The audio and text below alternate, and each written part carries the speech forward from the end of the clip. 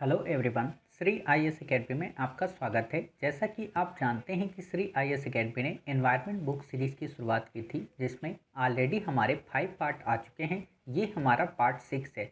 इसमें हम देखेंगे वो कौन से इम्पोर्टेंट टॉपिक हैं जो यूपीएससी प्रीलिम की दृष्टि से काफ़ी इम्पोर्टेंट है। तो चलिए शुरू करते हैं। जैसा कि देख रहे हैं आप, आज का हमारा इम्पोर्टेंट टॉपिक है पारिस्थितिकी तंत्र में पदार्थों का संचरण। ऑलरेडी हमने अपने प्रीवियस पार्ट में जैव आवर्धन और जैव संचयन के बारे में पढ़ लिया था, अर्थात बायो एक्यूमुलेशन और बायो आगुमेंटेशन के बारे में कंप्लीट किया था। क्लियर। अब हम देखेंगे कि आखिरकार जैव भू रासायनिक चक्र क्या होता है, अर्थात बायोकेमिकल साइकिल क्या होता है, इसको हम अध्ययन करेंगे। क्लियर। तो जैसा कि नाम से ही समझ में आ रहा है कि पोषक तत्वों तथा महत्वपूर्ण लघु एवं दीर्घ तत्वों के जैविक से अजैविक या अजैविक से जैविक घटकों में गति के फलस्वरूप ही पारिस्थितिकी तंत्र में पोषक तत्वों का प्रवाह निर्धारित होता है, जिसे हम जैव भू रासायनिक चक्र कहते हैं। आप में से लोगों को नहीं समझ में आया होगा कि आखिरकार इसका क्या मतलब है, इतनी बड़ी परिभाषा। देखो, इसका सामान्य सा मतलब ये है कि जो पोषक तत्व होते हैं, समझ गए, या फिर वो लघु या दीर्घ तत्व होते हैं जो जैविक से अजैविक की स्थिति में या फिर अजैविक से जैविक घटकों में गति करते हैं, जो कि पारिस्थितिकी तंत्र में इस बात का निर्धारण करने में सहायक होते हैं कि आखिरकार पोषक तत्वों का प्रवाह किधर है, उसे ही हम कहते हैं जैव भू रासायनिक चक्र। अभी भी आपको नहीं समझ में आया होगा। आप सामान्य सा ऐसा मतलब समझो कि वो पोषक तत्व जो जैविक से अजैविक की ओर, अजैविक से जैविक की ओर संचरित होते हैं और उन संचरण की प्रक्रिया के अनुरूप एक पोषक तत्वों का प्रवाह बना रहता है, उसे ही हम कहते हैं जैव भू रसायन चक्र। क्लियर। इससे ज़्यादा आपको इसमें कुछ भी नहीं याद रखना। अर्थात आपसे अगर एक लाइन में पूछेगा कि जैव भू रसायन चक्र का सामान्य अर्थ है, तो आप बता सकते हो कि जैविक से अजैविक पोषक तत्वों का प्रवाह का निर्धारण। क्लियर। तो उम्मीद है आपको ये समझ में आ गया होगा। चलिए आगे देखते हैं कि पोषक तत्वों का चक्रण मुख्यतः विभिन्न जैविक स्तरों पर इनके परिग्रहण, संग्रहण एवं विमुक्ति को दर्शाता है। इसका क्या मतलब हुआ? इसका मतलब ये हुआ कि जो भी स्पीसीज पोषक तत्वों को अपने अंदर अंतर्ग्रंथित करते हैं या अपने अंदर संचित करते हैं, तो उनका जो चक्रण है, खासतौर पर जैविक स्तरों पर उनके अंतर्ग्रहण करने के, उनके संग्रहण के और उनके विमुक्ति को दर्शाता है। क्लियर। फिर आप देखिए, आपसे क्या क्वेश्चन है कि पारितंत्र में पोषक तत्व कभी समाप्त नहीं होते, बल्कि ये बार बार पुनः चक्रित होते रहते हैं एवं अनंत काल तक चलते रहते हैं। आपसे सिंपल सा प्रश्न ये पूछा जा सकता है कि पारितंत्र में जो पोषक तत्व हैं, उनका एक बार उपयोग होने के बाद वो क्षरण हो जाते हैं। तो आप कहोगे नहीं सर, जो पोषक तत्व है ना, उनका कभी समाप्ति नहीं होती, बल्कि वो बार बार पुनः चक्रित होते रहते हैं और अनंत काल तक वो बने रहते हैं। क्लियर। तो आप ये समझ गए। फिर देखिए, एक पारितंत्र के जो विभिन्न घटकों हैं के माध्यम से पोषक तत्वों की गतिशीलता को पोषण चक्र कहा जाता है। पोषण चक्र को जैव भू रसायन चक्र भी कहते हैं। अर्थात अब हम अगर पूरा डिटेल में पढ़ें, जितना अभी तक हमने पढ़ा कि जैव भू रसायन चक्र वास्तव में है क्या। जैव भू रसायन चक्र नाम से समझ में आ रहा है, जैव अर्थात जीवों से संबंधित, भू का मतलब पृथ्वी के आधार को बेस बनाकर उन चक्रों का संचयन करना। क्लियर। अर्थात कई सारे जो पोषक तत्व हैं जिनका पृथ्वी में प्रवाह होता रहता है जीवों के माध्यम से, उसको चक्रित करना, उसे फिर से पुनर्साइकिल में लाना, इस टोटल पूरे फीचर्स को हम कहते हैं जैव भू रसायन चक्र। क्लियर।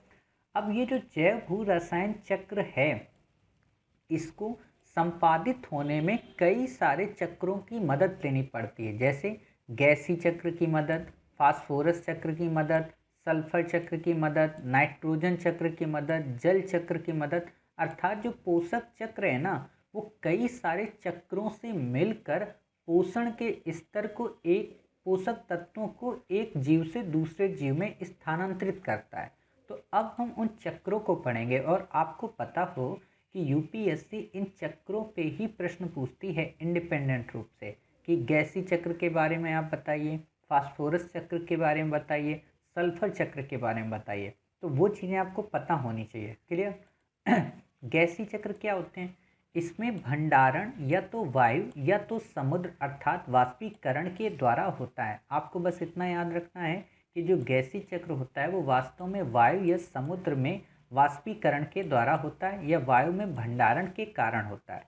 इसमें नाइट्रोजन, ऑक्सीजन, कार्बन व जल का भंडारण होता है। अर्थात आपसे अगर ये पूछें कि गैसी जो चक्र है उसमें वास्तव में किन का भंडारण होता है, तो नाइट्रोजन का होता है, ऑक्सीजन का होता है, कार्बन का होता है और जल का होता है। यूपीएससी आपसे इसी पे प्रश्न पूछती है कि गैसी चक्र में क्या ऑक्सीजन अनुपस्थित होता है, क्या गैसी चक्र में नाइट्रोजन अनुपस्थित होता है? तो आप कहेंगे नहीं सर, ये सब के सब उपस्थित होते हैं। क्लियर? दूसरा है अवसादी चक्र। अवसादी चक्र में यूपीएससी ने 2 बार प्रश्न पूछा है, तो आपको पता होना चाहिए कि अवसादी चक्र, इसमें भंडारण पृथ्वी के भूपटल पर होता है। गैस में क्या होता है कि वायु में या तो समुद्र में, लेकिन अवसादी में भंडारण पृथ्वी के भूपटल पर होता है, जिसके अंतर्गत आयरन, कैल्शियम, फास्फोरस, सल्फर आदि तत्वों का भंडारण होता है। अब यहाँ पर याद रखिए कि यहाँ पर ना तो आपको नाइट्रोजन मिलेगा, ना ही आपको इसमें ऑक्सीजन मिलेगा, ना ही इसमें आपको कार्बन मिलेगा और ना ही इसमें आपको जल मिलेगा। क्लियर? यूपीएससी इन्हीं पे प्रश्न पूछती है कि क्या अवसादी चक्र में ऑक्सीजन उपस्थित होता है, क्या नाइट्रोजन उपस्थित होता है? तो आप कहोगे नहीं सर, इनमें इन तत्वों का भंडारण नहीं होता है। क्लियर? फिर आता है गैसी चक्र के संदर्भ में जब हम पढ़ते हैं तो वास्तव में कई टाइप्स के भी होते हैं। हमने भी पढ़ा ना कि गैसी चक्र तो एक हो गया, फिर हमने दूसरे देखा अवसादी चक्र। तो गैसी चक्र भी कई टाइप के होते हैं, अवसादी चक्र भी कई टाइप के होते हैं। तो अब हम देखते हैं गैसी चक्र के अंतर्गत कौन कौन से चक्र आते हैं।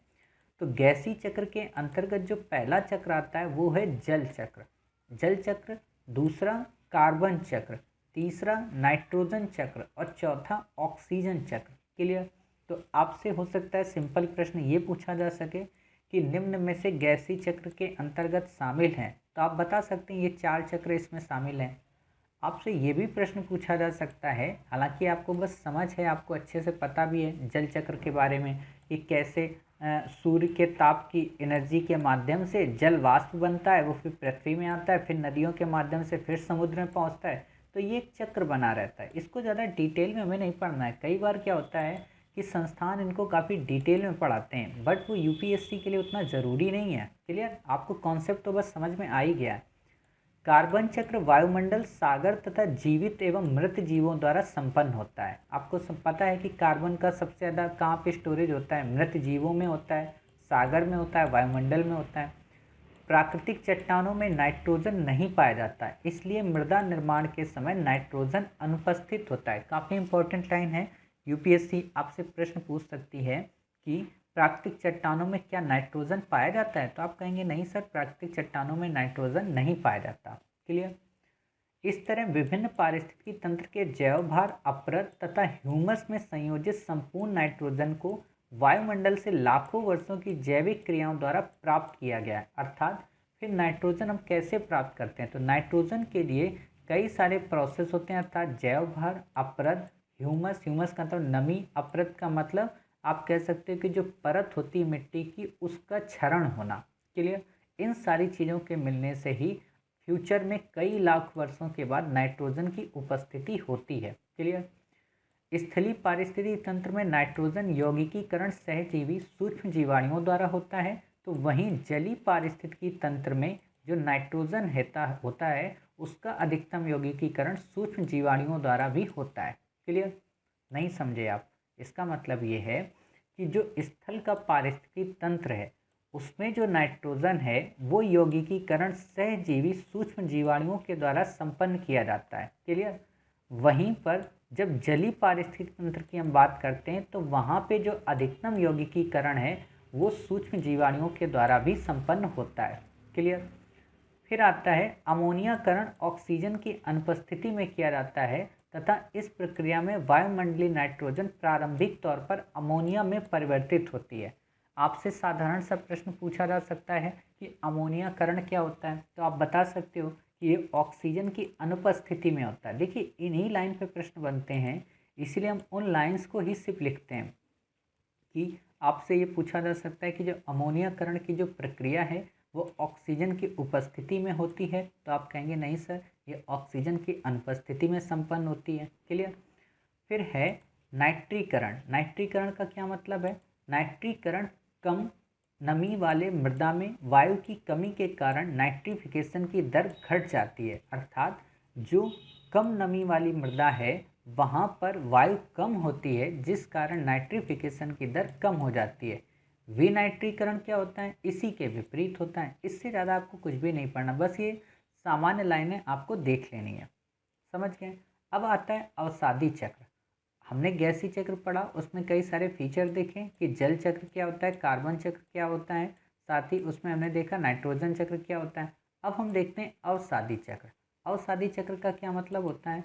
इसका मतलब ये होता है कि गैसीय चक्र में जहाँ पोषक तत्वों का स्रोत वायुमंडल तथा जलमंडल होता है, वहीं अवसादी चक्र में पोषक तत्वों का स्रोत स्थल मंडल या पृथ्वी का भूपटल होता है। क्यों? क्योंकि सेडिमेंट्स की जो परतें हैं वो वास्तव में स्थल में ही पाई जाएंगी। क्लियर। फिर आता है इस चक्र के अंतर्गत फास्फोरस तथा सल्फर चक्र को हम सम्मिलित करते हैं। समझ गए। अर्थात आपसे अगर ये प्रश्न पूछा जाए कि क्या गैसीय चक्र में फास्फोरस व सल्फर चक्र इंक्लूड है, तो आप कहेंगे नहीं। समझ गए।